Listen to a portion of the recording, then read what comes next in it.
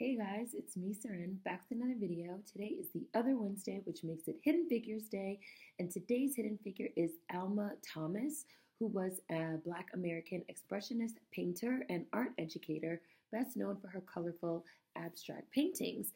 Alma Thomas was born September 22nd, 1891, and died February 24th, 1978. She lived and worked primarily in Washington, D.C., and the Washington Post described her as a force in the Washington Color School. The Wall Street Journal describes her as a previously underappreciated artist who is more recently recognized for her exuberant works, noteworthy for their pattern, rhythm, and color. Alma Thomas was born on September 22, 1891 in Columbus, Georgia, as the eldest of four children to John Harris Thomas, a businessman, and Amelia Canty Thomas, a dress designer. In 1907, the family moved to the Logan Circle neighborhood of Washington, D.C., relocating due to racial violence in Georgia and the public school system of Washington. As a child, she displayed artistic interest, making puppets and sculptures at home. Thomas attended Armstrong Technical High School, where she took her first art classes. After graduating from high school in 1911, she studied kindergarten education at Minor Normal School until 1913. She served as a substitute teacher in D.C. until 1914, when she obtained a permanent teaching position on the Eastern Shore of Maryland. Eastern Shore! 2 years later, in 1916, she started teaching kindergarten at the Thomas Garrett Settlement House in Wilmington, Delaware, staying there until 1923. Thomas entered Howard University in 1921 as a home economics student, only to switch to fine art after studying under art department founder James B. Herring. She earned her B.S. in Fine Arts in 1924 from Howard, becoming the first graduate from the University Fine Arts program. That year, Thomas began teaching at Shaw Junior High School, where she taught until her retirement in 1960. While at Shaw Junior High, she started a community arts program that encouraged student appreciation of fine art. The program supported marionette performances and the distribution of student-designed holiday cards, which were given to soldiers at the Tuskegee Veterans Administration Medical Center. In 1934, she earned her master's in art education from Columbia University and studied painting at American University under Jacob Kanan from 1950 to 1960.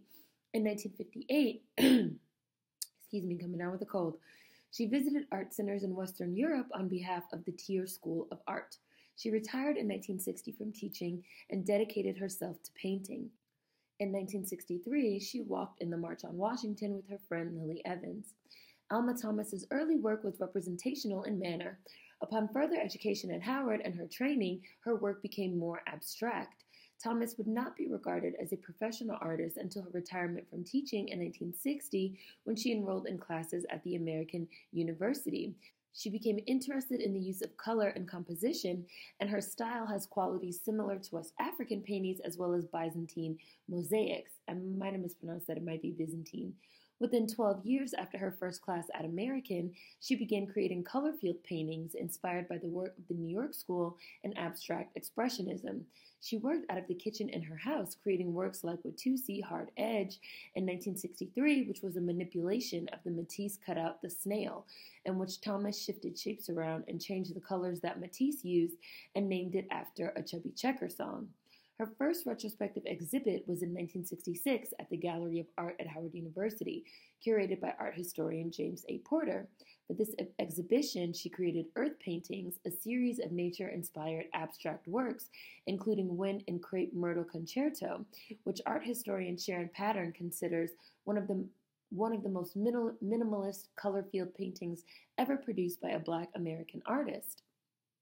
Thomas would often drive into the countryside, where she would seek inspiration, pulling ideas from the effects of light and atmosphere on rural environments.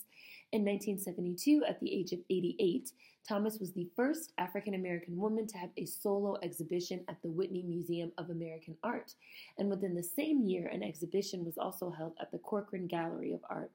Thomas denied labels placed upon her as an artist and would not accept any barriers inhibiting her creative process and art career, including her identity as a Black woman. She believed that the most important thing was for her to continue to create her visions through artwork and work in the art world despite racial segregation. Thomas was still discriminated against as a Black female artist and was critiqued for her abstract style, as opposed to other Black Americans who worked with figuration and symbolism to fight oppression. Her works were featured alongside many other Black American artists and galleries and shows, such as the first Black-owned gallery in the District of Columbia. Alma Thomas died on February 24, 1978, still living in the same house that her family moved into upon their arrival in Washington, D.C. in 1906. Throughout her 38 years teaching in the D.C. public school system, Alma Thomas was also known for her introduction and emphasis on Black American art. Painter Alma Thomas is perhaps best known for her participation in the Washington Color School, yet for generations of African-American families in Washington, D.C., she was better known as Miss Thomas, the art teacher at Shaw Junior High School, where she taught between 1924 and 1960. During her tenure, she deliberately incorporated Black American history into her pedagogy, and in 1937, one of her colleagues, an English teacher at Washington's Armstrong High School, described Thomas's curriculum in an essay for the Journal of National Association of College Women. Her teaching style was described as thus: through a series of lectures, slides, and pictures, the child is taught the history of art with emphasis on the history of American art and the art of the American Negro. And I wanted to read you guys a quote. Creative art is for all time and is therefore independent of time. It is of all ages, of every land, and if by this we mean the creative spirit in man, which produces a picture or a statue, is common to the whole civilized world, independent of age, race, and nationality, the statement may remain unchallenged. Alma Thomas, 1970. And I also wanted to tell you guys that an Alma Thomas painting was the first work by a Black American woman to hang in the public spaces of the White House as part of the permanent collection. So, Alma Thomas, a hidden figure. Hopefully you guys enjoyed this one. I know this one is a little late, but I'm still on the road. Food for thought as always. See you guys next time. More information will be in the description box. Peace.